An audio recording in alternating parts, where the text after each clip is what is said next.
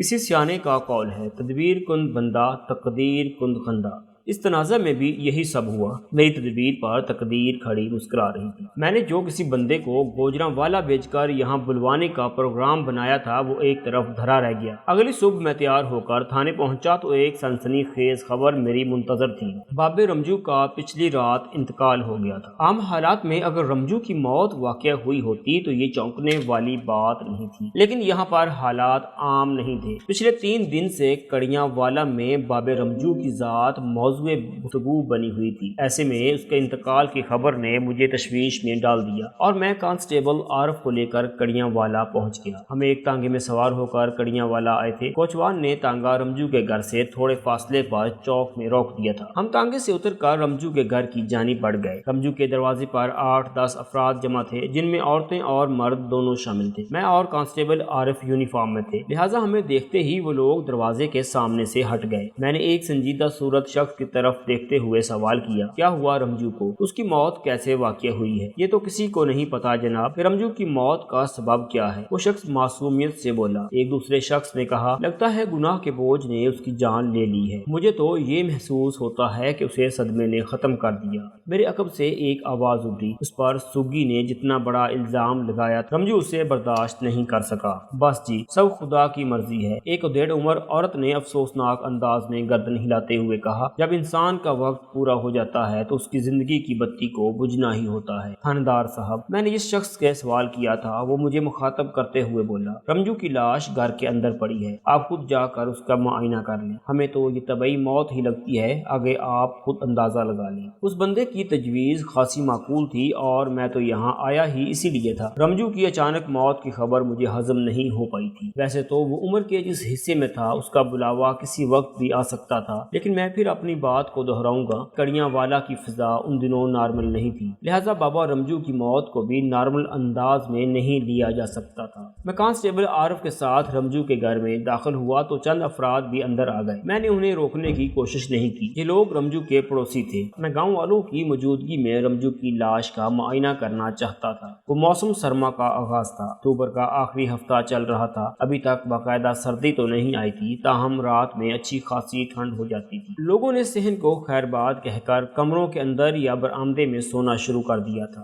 رمجو کی لاش بھی اس کے کمرے کے اندر چارپائی کے اوپر پڑی تھی۔ میں چارپائی کے نزدیک پہنچ گیا اور جائے وقوع کا بغور جائزہ لینے لگا۔ مذکورہ چارپائی پر بستر بچھا ہوا تھا اور اس بستر کے اوپر بابا رمجو بے حس و حرکت پڑا تھا۔ اس نے ایک گرم چادر اوڑھ رکھی تھی، تاہم اس چادر نے محض اس کے جسم کے زیریں حصے کو ڈھانپ رکھا تھا۔ چادر کی بے ترتیبی سے پتہ چلتا تھا کہ موت سے قبل رمجو نے چادر کے ساتھ دھینگا مشتی کی تھی۔ چادر کی ایسی حالت نے مجھے چونکا دیا اور میں اکڑوں بیٹھ کر رمجو کے بدن کے کھلے حصوں کا معائنہ کرنے لگا۔ اگلے ہی لمحے اس معائنے نے مجھے چونکنے پر مجبور کر دیا۔ رمجو کو ایک نظر دیکھ کر ہی مجھے یقین ہو گیا تھا کہ اس کا شمار زندوں میں نہیں کیا جا سکتا، اور اب جو میں نے اس کی گردن کی حالت دیکھی تو مجھے بابے کی غیر طبعی موت کا بھی سراغ مل گیا۔ رمجو کی گردن پر ایسے نشانات موجود تھے جیسے اس کی شہرہ کو دبا کر اسے موت کے گھاٹ اتارا گیا ہو۔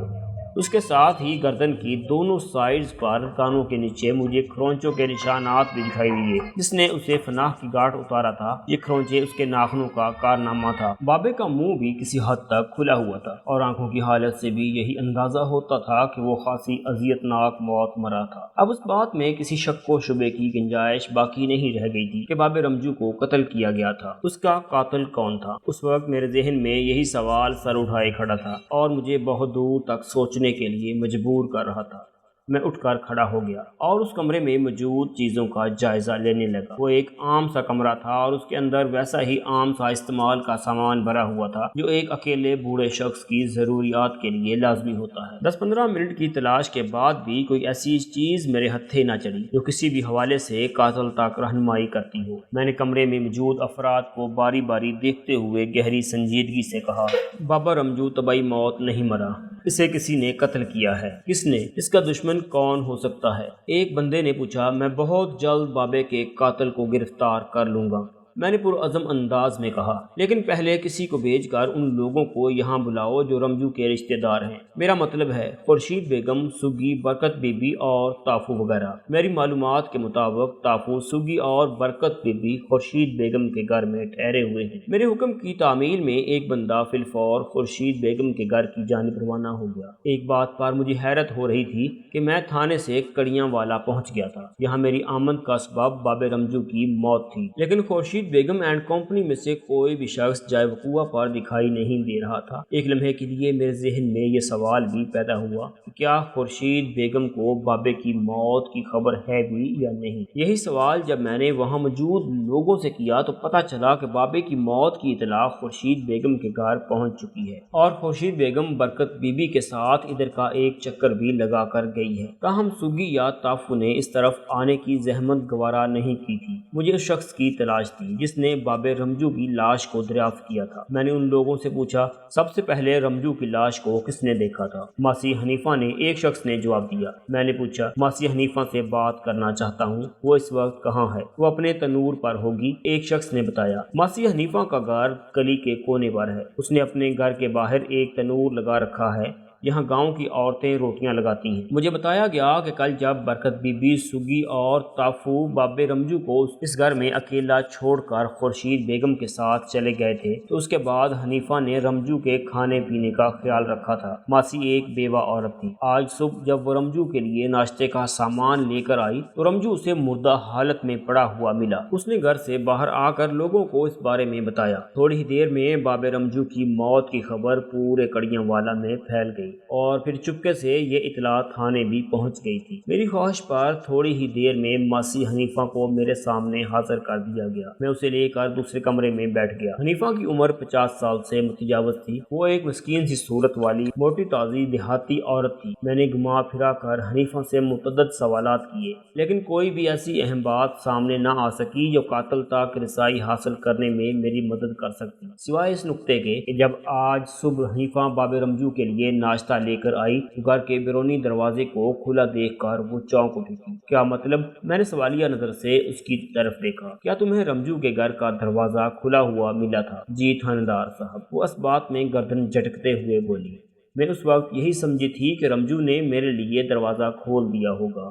پھر کیا ہوا تھا؟ میں نے پوچھا۔ کیا تم نے رمجو کو آواز دی تھی؟ میں گھر کے اندر داخل ہو گئی اور کافی بلند آواز میں رمجو کو پکارا، حنیفہ نے بتایا، لیکن میری پکار کے جواب میں رمجو کی آواز سنائی نہیں دی اور نہ وہ مجھے گھر میں نظر آیا۔ میں دبے قدموں صحن سے برآمدے میں اور برآمدے سے بابے کے کمرے میں پہنچ گئی۔ میں نے اس کے چہرے پر نظر ڈالتے ہوئے سوال کیا، کمرے کے اندر تم نے کیا دیکھا؟ بابا رمجو اپنی چار پائی پر بھی سد پڑا تھا، حنیفہ تھوک نگلتے ہوئے بولی۔ مجھے حیرت ہوئی کہ وہ اب تک بے خبری کی نیند کیوں سو رہا ہے۔ میں نے اسے آوازیں دیں، لیکن میری بار بار کی پکار بھی اس کے بدن میں ذرا سی جنبش پیدا نہ کر سکی۔ اتنی آوازیں تو قبرستان میں جا کر دو تو کئی مردے اٹھ کر بیٹھ جاتے ہیں، مگر بابا تھا کہ ٹس سے مس نہیں ہو رہا تھا۔ رمجو کے انداز نے مجھے تشویش میں ڈال دیا اور میں اسے دیکھنے کے لیے کمرے کے اندر چلی گئی۔ تبھی مجھے احساس ہوا کہ اس میں سانسیں نہیں چل رہی تھیں۔ پھر تم نے کیا کیا؟ میں نے استفسار کیا۔ میں باب رمجو کو اس حالت میں دیکھ کر گھبرا گئی۔ وہ ایک جھرجھری لیتے ہوئے بولی، مجھے ایسا محسوس ہوا کہ رمجو اللہ کو پیارا ہو چکا ہے۔ بس پھر میں گھر سے باہر نکل آئی اور لوگوں کو بلا کر صورتحال سے آگاہ کر دیا۔ اس کے علاوہ اور کچھ؟ میں نے اس کی آنکھوں میں دیکھتے ہوئے پوچھا۔ کوئی ایسی انوکھی یا غیر معمولی بات جو تم نے بابے کے گھر کے اندر یا باہر دیکھی ہو؟ جی کوئی نہیں، وہ ذہن پر زور ڈالتے ہوئے بولی، سوائے اس کے کہ گھر کا بیرونی دروازہ کھلا ہوا تھا۔ میں ابھی تک یہی سوچ رہی ہوں کہ جب رمجو اس دنیا سے رخصت ہو گیا تھا تو پھر گھر کا داخلی دروازہ کس نے کھولا تھا؟ ماسی حنیفہ، تم ایک ذہین عورت ہو۔ میں نے ستائشی انداز میں اس کی طرف دیکھا۔ تم اسی طرح اپنے دماغ کو سوچنے پر لگائے رکھو، ہو سکتا ہے تمہیں تمہارے سوال کا جواب مل جائے۔ میں بس اتنا اشارہ دے سکتا ہوں کہ باب رمجو کا قاتل دروازہ بند کرنا بھول گیا تھا۔ قاتل؟ وہ سراسیمہ نظر سے مجھے دیکھنے لگی۔ کیا رمجو اپنی موت نہیں مرا؟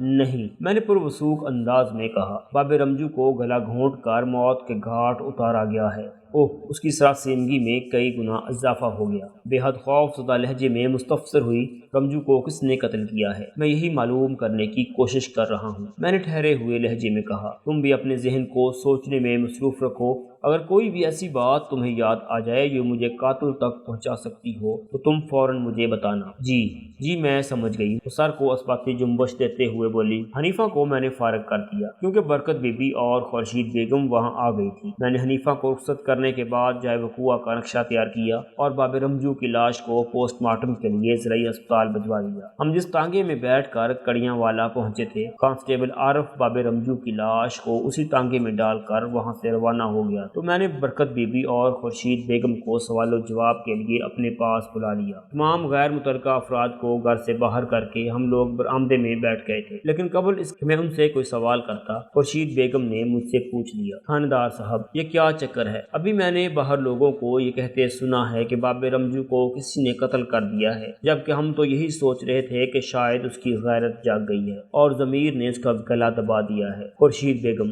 میں نے برکت بی بی کی پھوپھی ذات کی آنکھوں میں دیکھتے ہوئے گہری سنجیدگی سے کہا، یہ کوئی چکر نہیں بلکہ ایک جیتی جاگتی حقیقت ہے کہ کسی شکی القلب شخص نے بڑی بے دردی سے گلا دبا کر رمجو کو موت کے گھاٹ اتارا ہے۔ اسے کون قتل کر سکتا ہے؟ برکت بی بی نے الجھن زدہ لہجے میں کہا۔ وہ منحوس تو قبر میں ٹانگیں لٹکائے بیٹھا تھا۔ میں برکت بی بی کے غم و غصے کو اچھی طرح سمجھتا تھا۔ وہ سوگی والے واقعے کی وجہ سے رمجو سے شدید نفرت کرتی تھی۔ ابھی تک یہ طے نہیں ہو پایا تھا کہ اس افسوسناک واقعے میں قصوروار کون تھا، سوگی یا رمجو۔ اس سے پہلے کہ میں سچ جھوٹ کا فیصلہ کرتا، رمجو کو کسی نے قتل کر کے اس کیس میں بہت زیادہ پیچیدگی بھر دی تھی۔ میں بہت جلد رمجو کے قاتل کا پتہ چلا لوں گا۔ میں نے باری باری ان دونوں کے چہروں کے تاثرات کا جائزہ لیتے ہوئے کہا۔ اسی مقصد کے لیے میں نے رمجو کی لاش کو اسپتال بھجوا دیا تاکہ پوسٹ مارٹم کے بعد رمجو کی موت کے معمے کو حل کیا جا سکے۔ ابھی میں کسی بندے کو گوجرانوالا بھیج کر جمیل کو بھی بلانے والا ہوں تاکہ جلد از جلد قاتل کو گرفت میں لیا جا سکے۔ کیا آپ کو یقین ہے کہ رمجو کو کسی نے قتل ہی کیا ہے؟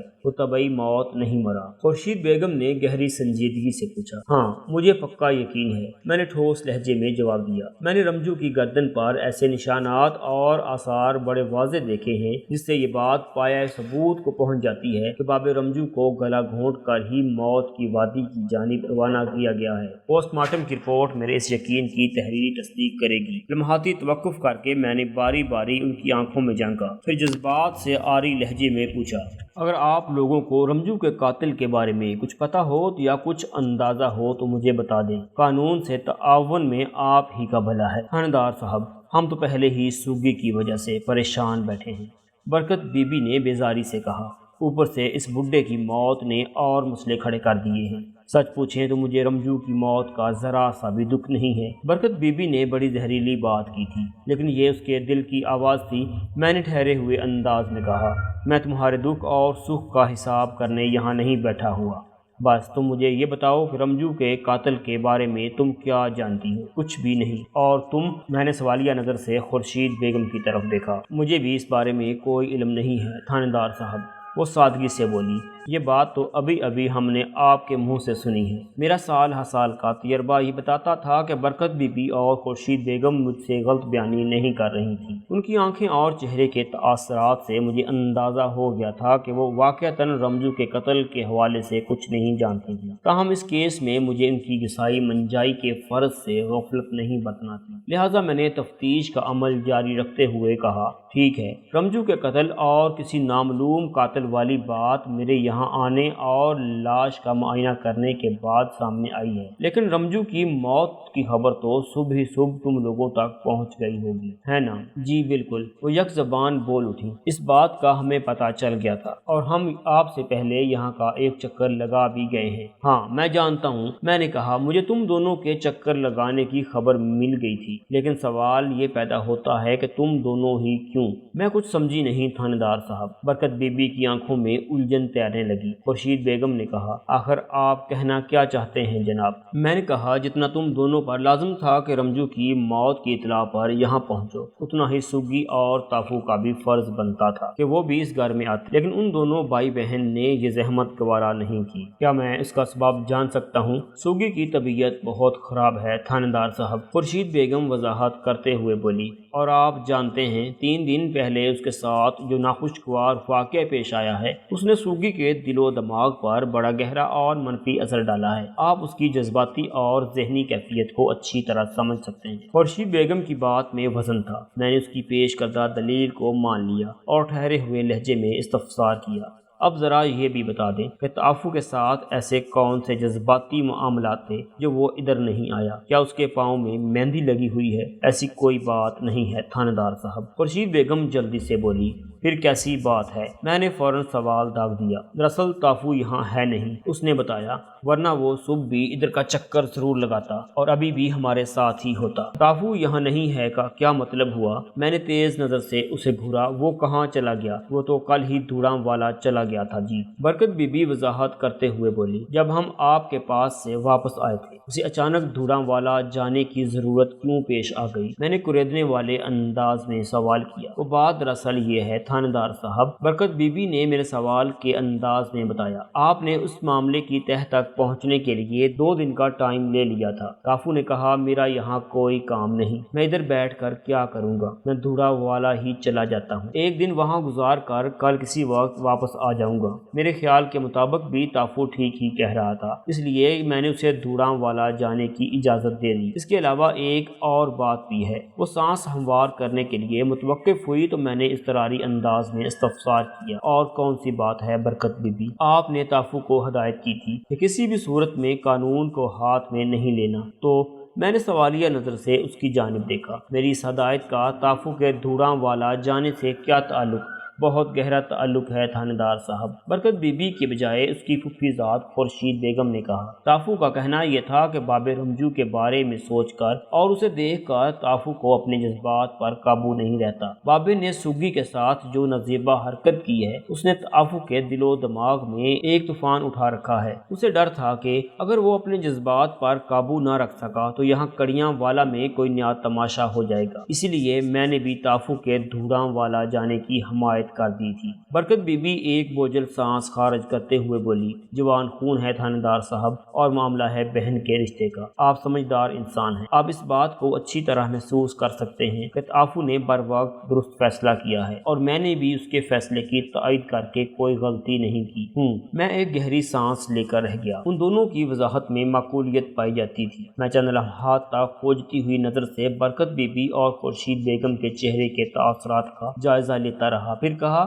آپ لوگ کل دوپہر کے وقت میرے پاس سے رخصت ہوئے تھے اور تمہارا کہنا یہ ہے کہ یہاں آنے کے بعد تعفو دھوڑاں والا روانہ ہو گیا تھا اور اس نے اگلے دن واپس آنے کا ارادہ ظاہر کیا تھا۔ اس کا مطلب یہ ہوا کہ آج شام سے پہلے اسے کڑیاں والا پہنچ جانا چاہیے۔ جی تھانے دار صاحب، خورشید بیگم نے کہا۔ برکت بی بی نے پوچھا، آپ کی تفتیش کہاں تک پہنچی ہے؟ ظاہر ہے برکت بی بی نے یہ سوال مجھ سے کیا تھا، لہٰذا میں نے اسے بتایا، یوں سمجھ لو کہ میری تفتیش آخری مرحلے میں داخل ہو چکی ہے۔ کل دوپہر تک میں تم لوگوں کے مسئلے کا کوئی نہ کوئی حل نکال ہی لوں گا۔ بابا رمجو تو گیا اس دنیا سے، خورشید بیگم نے جذبات سے آری لہجے میں کہا۔ وہ اپنی موت مرا ہے یا کسی نے اسے قتل کیا ہے، اس سے کوئی فرق نہیں پڑتا۔ اہم بات یہ ہے کہ رمجو کی موت کے بعد سوگی کی عزت کو اس گھر کے اندر کوئی خطرہ نہیں ہے۔ میں سوگی کو کسی بھی قیمت پر کڑیاں والا چھوڑ کر نہیں جاؤں گی، برکت بی بی نے قطعی لہجے میں کہا۔ جمیل تو مہینہ بھر ادھر گوجراں والا میں رہتا ہے، سوگی ادھر پڑی کیا کرے گی؟ میں اسے اپنے ساتھ دھوڑاں والا لے کر ہی جاؤں گی۔ جب آپ لوگوں نے مجھے فیصلے کے لیے اس معاملے میں شامل کیا ہے